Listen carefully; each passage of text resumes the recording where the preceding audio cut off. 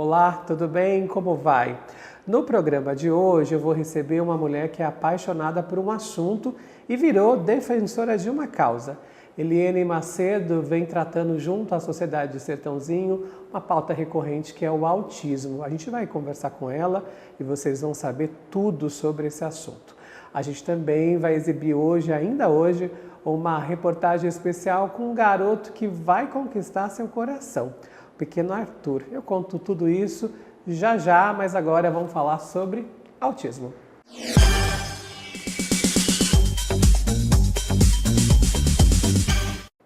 Olha, há 10 anos a Eliene vem trabalhando num assunto que exige muita persistência, muita compreensão e muita consciência das pessoas, que é o autismo. E aí eu falei, vai lá no programa para a gente esmiuçar essa pauta. Prazerzaço te receber aqui hoje para falar desse assunto que eu sei que você defende com unhas e dentes. É isso mesmo? Obrigado pela presença. Prazer todo meu, Orlando. Obrigada pelo convite. Realmente, é um prazer falar sobre autismo. É uma coisa que as pessoas não falam, mas deveria ser falado bastante, porque há 10 anos atrás a gente não ouvia. E hoje, graças a Deus, se ouve bastante. Como que começou o projeto, Eliene? Assim, só para as pessoas de casa poderem entender. Na realidade, meu filho vai fazer 14 anos, né, o Eliel. E aí, a hora que eu descobri que ele era autista, eu queria saber o que era autismo. E aí eu percebi que muitas pessoas tinham uma figura de imagem de autismo, como eu tinha também. E eu comecei a perceber que Sertãozinho as pessoas não sabiam. Deixa eu te fazer uma pergunta. Quando você recebeu o diagnóstico, como que foi? Você se lembra da data? Como que foi essa? Na realidade, o diagnóstico fechado mesmo eu recebi quando eu tinha 7 anos de idade. Mas com 2 anos e meio, os médicos já tinham certeza que ele era autista. A gente chama de luto, porque ninguém quer uma criança com deficiência e uma deficiência tão difícil. Porque o autismo não existe, essa história de autismo leve, moderado, severo. Todos os autistas, a gente tem uma severidade, tem um momento moderado e tem um momento leve. E foi um susto assim, foi apavorante, né? Primeiro porque eu não sabia o que era, então eu me enchi de informações, fui ler, assistir YouTube, ver entrevistas, e aí eu comecei a procurar na minha cidade o que tinha sobre autismo, e infelizmente não tinha nada. Era uma cidade que falar de autismo era como se fosse um tabu, né? Quem tinha os seus não falava, não tocava no assunto, e eu achei assim muito errado. O que você acha que acontecia isso, Eliene? Você acha que era uma espécie de ignorância das pessoas? Eu costumo dizer que não é preconceito, é um pré-conceito, né? A gente, como mãe de pessoa com deficiência, e aí eu falo no geral, a gente sofre preconceitos todos os dias. E a gente, mãe, eu costumo dizer que tem a casca grossa, então quer pra gente tudo bem, mas quer pro filho da gente, a gente não quer. E eu acredito que a maioria dessas pessoas não era vergonha, era medo. Medo do lado de fora, medo do que as pessoas iam julgar, como ia julgar. E infelizmente, tem muito julgamento. Hoje menos, mas já tinha muito. E quando você começou, eu me lembro de um pouco da sua história, você começou a mobilizar outras pessoas, né? Sim. Para se juntar a você e enfrentar esse assunto de cara limpa, vamos dizer assim, Isso. né? Como que foi? Quando eu precisei fui atrás de terapia, fui atrás das coisas que eu sabia que eu tinha direito pelo SUS, mas na minha cidade, infelizmente, não fornecia. E aí eu comecei, o modo que a gente tem é gritar. E eu comecei a gritar, entre aspas, pedir para que as pessoas me ouvissem. E aos poucos algumas mães foram aparecendo. E aí a união faz a força e graças a Deus a gente conseguiu muita coisa a partir de lá. E qual que era a principal mensagem dessas mães quando você colocou-las no mesmo balaio? A principal era insegurança, era medo do amanhã, né? E eu, graças a Deus, e eu agradeço muito, eu tive uma rede de apoio dentro de casa muito forte. Minha mãe, a minha irmã, minha filha sempre me apoiaram muito. Infelizmente, a maioria das mães não tem, né? Mas eu tive. Então, como eu tinha essa rede de apoio, eu levava até elas também essa rede de apoio. Mesmo sendo minha irmã, mesmo sendo minha filha, a gente sempre acolhia. E aí, quando elas começaram a se sentir acolhidas, elas começaram a sair, a aparecer e a surgir. E como tem sido de lá para cá essa questão do assunto, da sociedade? Qual que é a tua avaliação sobre? Hoje eu falo que assim, hoje eu tenho prazer de falar de autismo. As pessoas param para te ouvir. Ainda existe o pré-conceito e o preconceito, existem as duas coisas. Mas eu costumo dizer que a comunicação quebra tudo. Sim. O falar, o ouvir, quebra todas essas coisas. Uma coisa que eu acho bem legal do projeto é que vocês sempre falam, né? É de cuidar de quem cuida, Sim. né? E aí eu acho que a gente pode começar essa parte falando da psicologia, né? Nessa parte da questão da mente dessas mães, que eu suponho que deve ser um desgaste, né? Uma luta aí. E aí, às vezes, eu achei muito curioso quando vocês propuseram isso de falar de, olha, a gente também tem que cuidar das pessoas que cuidam desses autistas, dessas pessoas. O cuidar de quem cuida a ideia original de uma amiga minha de Pontal, Ana Paula, e ela faz esse projeto, ela é mãe de síndrome de Down, e ela faz esse projeto lá. Lá eles têm curso, tem várias coisas, a gente estava começando devagarzinho. E eu falei com ela, eu falei, Ana Paula, eu posso levar para Sertãozinho? Ela falou, lógico, pode levar. E cheguei aqui e falei, é muito fácil, a gente não é precário, não é o 100%, mas as crianças já têm suporte. E as famílias? Qual o suporte dessas famílias? E aí a gente começou a fazer uma reunião, a gente fazia uma a cada 2 meses, a cada 3 meses, e hoje, graças a Deus, a gente faz toda segunda terça-feira do mês. Hoje o projeto conta com quantas mães? No total, nós somos em 45 mães. Uau, é robusto aí, bastante né? mães. Mas, assim, na diretoria eu conto com 10, na diretoria do projeto. São as que mais são efetivas, que é as que a gente corre tudo, mas são 45 mães que são unidas. E elas, a pessoa que está em casa nos assistindo agora, que tem, sei lá, um parente, né, com o diagnóstico de autista e tal, como que elas podem participar do projeto? Nós temos um grupo no WhatsApp chamado Projeto Laços de Amor, e aí quem quiser participar é só me chamar no WhatsApp. Posso dar o número? Pode, por favor. Que é 16 99224 7152. E aí a gente inclui nesse projeto, nesse grupo, e tudo que a gente vai fazer, a gente coloca nesse grupo. Os passeios, que a gente faz passeios também, os fóruns, tudo é discutido nesse grupo. Eu achei o máximo que vocês fizeram um fórum aqui em Sertãozinho, na Câmara. É a segunda vez que vocês promovem esse tipo de ação, assim, para conscientizar, né? E nós ficamos muito felizes, porque na primeira vez vieram 56 pessoas, nós já estávamos felizes pela quantidade. E dessa vez vieram 118 pessoas. Foi bem interessante. Foi bem interessante. A gente começa a perceber que as pessoas estão interessadas no assunto. E esse é o nosso foco principal. Aí, lógico que a gente vai atrás das leis, dos direitos dos nossos filhos, dos direitos das mães, mas o foco principal é fazer com que as pessoas se interessem pelo assunto. E eu sou uma pessoa que eu gosto muito de falar do assunto, né? Então... O que é que teu filho te ensinou de tão importante desde que ele caiu no seu colo? Paciência. Eu era uma pessoa muito do imediato, era agora. E aí eu digo que Deus mandou esse anjo para mim, para eu aprender que não é agora, no tempo certo. E eu imagino que é um ensinamento diário, né? Diário, todos os dias. Eu tenho que pensar, hoje é um passinho de cada vez, hoje ele leu, hoje ele escreveu, e hoje a gente fala, né, no modo geral. Mas cada coisinha é uma vitória, é uma felicidade lá em casa. Hoje, se você pudesse fazer assim, uma pequena fotografia dele, como que ele está hoje, assim? Ele foi diagnosticado no primeiro momento com autismo severo, né? Ele se mordia, ele mordia as pessoas, ele se batia. E aí com a terapia, a gente também trabalhando junto, como eu te falei, assisti muito vídeo, eu li muito, eu procurei me inteirar muito e passar para ele. E hoje ele já está no nível moderado. Então, ele, além de ter subido um nível, né, que é para o moderado, hoje ele é uma criança que quem conheceu há 10 anos atrás e vê hoje, são duas crianças totalmente diferentes. Eliane, eu queria falar de um assunto, assim, sem tecer comentários políticos, que não é esse o objetivo, mas assim, você acha que as escolas, e aí eu estou falando como um todo, a sociedade está preparada para acolher uma pessoa autista? Ainda não. Ainda é mais fácil a inclusão pintada, vamos dizer assim, do que a inclusão real. Né? O que você acha que falta? Eu acho que falta preparo. Falta preparo para as professoras estarem preparadas para receber esses alunos. Até alguns professores auxiliares precisam desse preparo. Postinho, os atendentes, até os médicos. Eu acho que precisa disso, precisa se preparar, porque hoje, a cada 36 crianças, uma é autista. Nós vamos chegar a um tempo que nós vamos igualar esse número. E aí, como que as pessoas vão estar preparadas para isso? Né? Então é muito difícil. Nós já tivemos de a cada 80, hoje é 36 para 1. E a gente já tem estudo que não vai demorar muito, vai ser 50-50. Para quem assim, está em casa e não tem noção do assunto, se você pudesse assim, explicar em pouquíssimas palavras o que é a pessoa que tem o TEA, assim, de uma forma que as pessoas pudessem compreender em casa. Na verdade, o autismo não é uma deficiência, muita gente põe ele como uma deficiência. A gente está enquadrado como deficiência, mas o autismo é um espectro.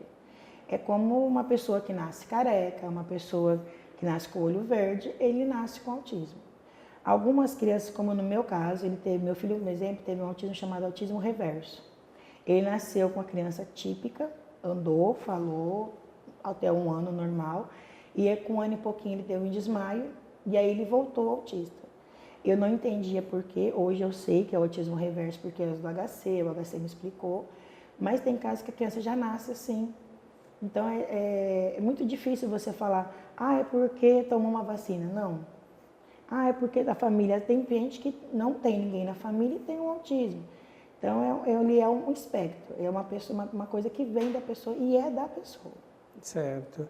Eliane, eu queria que você repetisse mais uma vez o telefone do WhatsApp para a gente convidar essas pessoas, né, que quiserem fazer parte do projeto. Aliás, um projeto maravilhoso. A gente tem até, inclusive, umas imagens aí, o James vai colocar para a gente desses encontros que aconteceram. Tem imagens de vocês na escola Magon, que eu já vi, aqui na Câmara, né? Uma ação bem interessante. Enfim, essas funções todas aí do projeto, essas atribuições do projeto Laços de Amor são extremamente pioneiras em Sertãozinho e assertivas, né, para levar mais comunicação, informação para as pessoas. Né, e a gente até queria dizer para vocês que agora nós vamos estar junto com a Sinoterapia, que é um projeto do Leandro, que é o projeto Viva Vitor, mas está em parceria com a gente, e o Mundo da Fantasia, que é um projeto de contadoras de história para crianças autistas, para levar para o lúdico, porque o autista ele leva muito ao pé da letra, uma grande maioria. Sim. Então, esse projeto é para que as crianças no lúdico entendam as histórias, entendam o dia a dia mesmo, que é através das histórias. E essa é uma pauta interessante, porque você vai trabalhar com os pequenos sobre uma pauta que eles precisam entender, Sim. já que eles também tem aquela convivência na escola, às vezes a gente vê, vez ou outra aí, alguns casos de violência, né? Infelizmente, as pessoas não têm essa compreensão do comportamento de quem tem TEA e aí, às vezes, geram aí grandes dissabores, né? Para os pais dessas crianças, para a sociedade que vê essas imagens. Né? E a nossa função principal no Mundo da Fantasia é esse. A gente fez uma ação juntamente com a Secretaria de Desenvolvimento de Cidadania, né? Lá na Vila Áurea, falando sobre abuso sexual, no modo lúdico, para que as crianças entendessem. Então, a gente está levando tudo nessa parte do lúdico, para entender onde pode tocar, onde não pode tocar, quem avisar. Porque, infelizmente, eles são muito carinhosos e eles são muito, assim, como que eu posso dizer? Eles se apegam muito às pessoas. E, infelizmente, a gente sabe que o abuso sexual está aí. E a gente ouve, como você mesmo disse, muita história de violência. Então, esse Mundo da Fantasia vai ser para isso. Vai trazer para o lúdico deles quem chamar, com quem conversar. É uma experiência que vai ser muito boa. Perfeito. Olha, mais uma vez, muitíssimo obrigado. Foi um prazer te receber aqui. Você sabe o quanto eu admiro a tua família de um modo geral. Sei disso. Essa pauta que você trouxe para a gente, tenho certeza que vai levar conhecimento e informação para as pessoas. E conte com a Câmara, com a TV Câmara, esse espaço é seu, da sua filha, da sua família, para levantar essa bandeira, viu? A gente está aqui para ajudar nessa luta também. Obrigada. E eu quero agradecer a todos e deixar mais uma vez meu telefone, que é o 16 99224 7152. Estou à disposição. Às vezes na correria a gente não vê a mensagem, mas eu sempre leio à noite todas as mensagens. Alguma dúvida, quer conversar, quer participar do projeto, converse com a gente, tá bom? Estamos à disposição. Última pergunta, eu perguntei para você em algum momento aqui o que o teu filho tinha ensinado, né, nessa relação. O que essas mães e essas outras pessoas têm te ensinado nessa caminhada? Eu fico até emocionada, tá? Mas elas têm ensinado que um depende do outro. Nada nessa vida a gente faz sozinho. Uma coisa que eu quebrei muito, Orlando, foi o eu. Eu tinha muito eu. Hoje eu aprendi a falar o nós. Isso eles me ensinaram muito. Desculpa. Imagina, fica à vontade. E essa emoção que a gente sabe que é genuína é também relato de uma construção diária, Sim, né? graças a Deus. É que eu te falei, eu tenho prazer hoje de falar em autismo, porque eu vejo pessoas envolvidas de verdade, com amor. Mães que deixam, às vezes, até os filhos para poder estar comigo, para fazer uma ação, para correr atrás de ações. Desculpa. Imagina! Eu fico emocionada porque elas são o projeto. Eu falo que eu só idealizei, mas quem faz o projeto andar são elas. Que bom que a gente tem pessoas como você, viu, Obrigada, querida? gente. Muito Volta obrigada. mais vezes? Só me chamar. Então tá joia. Obrigada. Olha, vamos falar agora também de um assunto que você vai ficar apaixonado, apaixonada, né? Que é uma matéria que o nosso repórter Gabriel Luca fez com o pequeno Arthur. O Arthur é o tipo de criança, aquelas crianças interessadas, que gostam de política, têm curiosidade por aprender. O Gabriel fez uma matéria tão fofa com ele que vale a pena vocês conferirem. Colecionar é um dos hobbies mais populares do mundo. Você pode colecionar praticamente tudo, desde figurinhas até obras de arte. No caso do pequeno Arthur, o seu fascínio é por moedas e notas antigas. Essa paixão surgiu por causa do meu avô, por causa que desde pequeno eu sempre gostei muito de moedas. Aí um dia eu cheguei no meu avô, que nós tínhamos um terreno e criava galinhas. E meu avô desde pequeno morava lá. E sempre jogava moedas lá, quando não valiam mais. Aí eu achei uma moeda. E eu falei, vô, que moeda é essa? A gente estava tratando das galinhas nessa época. Aí ele falou, é uma moeda de cruzeiro, Arthur. Essa moeda é rara, pega pra você colecionar. Aí eu fui começando a achar moedas, e mais sempre eu criei essa paixão por moedas. Um verdadeiro patrimônio histórico dentro de um universo particular. Essas moedas e notas do Arthur recontam a história da economia brasileira. Cruzeiro, cruzado, real. Moedas brasileiras e de outros países. Um acervo riquíssimo. Essa daqui, ó, foi a primeira moeda que eu ganhei. Que eu achei, né, na verdade, que eu tava falando. Essa daqui foi a primeira moeda, de 1970, do centavos de cruzeiro. Essa daqui, ela tem um valor muito grande sentimental para mim, por causa que foi desde essa moeda que meu avô começou a me ensinar a colecionar valores, essas coisas. Essa moeda aqui, das Olimpíadas de Tóquio, de judô, eu ganhei do meu avô, do mesmo que eu falei aqui. Ele me falou que era das Olimpíadas de 2016. E eu guardo ela também com muito carinho. Essa aqui. É minha tia que me deu, lá de Santos. Ela é de R$1.000, de 1927. Falta 3 anos para ela completar 100 anos. E eu tenho essa daqui, de 1820, que foi o Orlando que me deu. Eu guardo ela com muito amor. Sempre vou lembrar de você, tá, Orlando? Muito obrigado por essa moeda. E eu tenho essa daqui também, que foi minha tia que me deu, de 1924, que completa 100 anos esse ano. Ela é de R$2.000 e também ela deve estar valendo por aí uns R$300. E eu tenho essas notas aqui, que são de 1942. Essa daqui é da República do Brasil dos Estados Unidos. Essa daqui é de 1941. E também tem essa daqui, que é de 43, que é de 50 cruzeiros, que é da República dos Estados Unidos do Brasil também. Todas essas aqui. E essa daqui também é por volta de 41,3. Essa moeda aqui foi meu avô que me deu. Eu quero mandar também um abraço para meus vós e minhas tias. Também um beijo para minha mãe e para o meu pai, hein? Amo vocês. Arthur, um passarinho me contou que você também tem interesse por política. Pode me falar um pouco mais sobre esse interesse? Sim, eu gosto muito de política por causa do meu pai, que ele é bastante envolvido com política. E eu um dia quero ser prefeito de Sertãozinho e também tentar ser presidente do Brasil, para mim botar esse país na linha.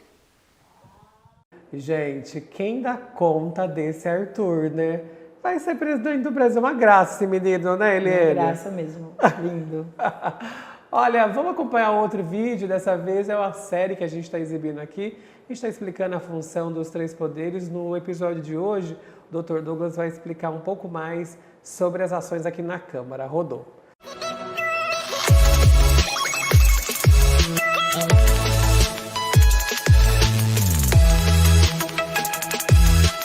Olá, eu sou o Douglas Barbosa, procurador aqui na Câmara Municipal de Sertãozinho e fui convidado para falar sobre o princípio da separação dos poderes. A ideia da tripartição dos poderes foi consagrada pelo filósofo francês Montesquieu, que a propôs por viver em uma época de arbítrio, em que a figura do Estado e a do soberano se confundiam e gerava inúmeros abusos, que ele, então, propunha evitar com a separação, a divisão do poder do Estado. Então, ao poder legislativo incumbe legislar, criar as normas que regulam nossa vida em sociedade e, além disso, fiscalizar o poder executivo. Ao executivo cabe administrar. Já ao poder judiciário, julgar os conflitos que lhe chegam aplicando as leis criadas pelo poder legislativo. Essas são as funções típicas de cada poder, as suas atribuições características, a que eles exercem rotineiramente. Mas eles exercem também funções atípicas, incomuns, e que são mais associadas a outros poderes. Por exemplo, o chefe do Poder Executivo pode apresentar projetos de lei e assim legislar. E o Legislativo pode vir a julgar o chefe do Executivo. Com isso, se pretende controlar o poder pelo próprio poder, evitando assim abusos no seu exercício. É o que na área jurídica nós chamamos de sistema de freios e contrapesos. Como se pode ver, o tema é amplo, por isso eu te convido a continuar assistindo aos próximos vídeos. Até lá!